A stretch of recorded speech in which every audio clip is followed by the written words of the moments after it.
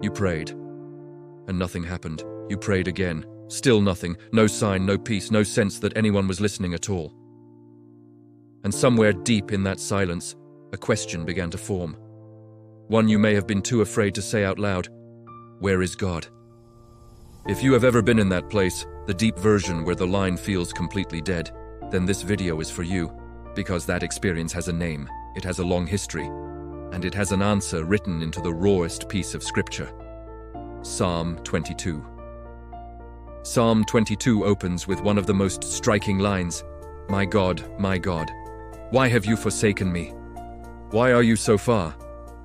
This is a man at the absolute end of himself, screaming into what feels like empty sky. And the person writing it is King David. The feeling of divine silence is not proof that God is absent. It is not proof you are wrong, it is proof you are human.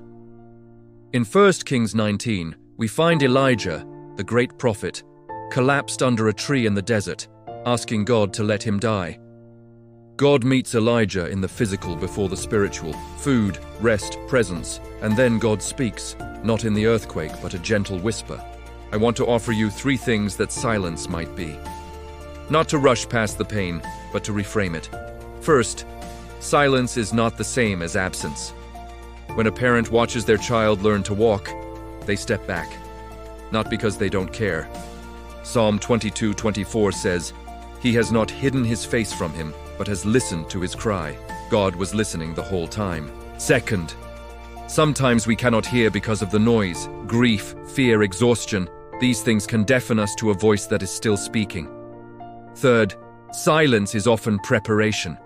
400 years of silence before the Gospels, 3 days in a tomb, 40 years in a desert. Do you remember the opening of Psalm 22? My God, why have you forsaken me?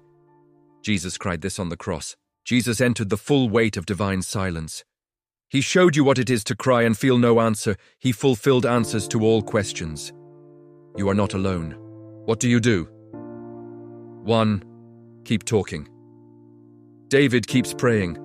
Honest prayer in silence is one of the bravest forms of faith there is. 2. Remember what God has done before. In the silence, look back. Let those memories anchor you when the present feels empty. 3. Do not isolate. Find one person you can be honest with. Community is part of how God speaks in quiet seasons.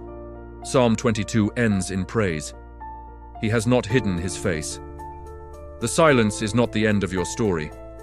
God has not forgotten you. If this helped you, drop a comment. Where are you right now? Beginning, middle, or coming out the other side? I'll see you next time.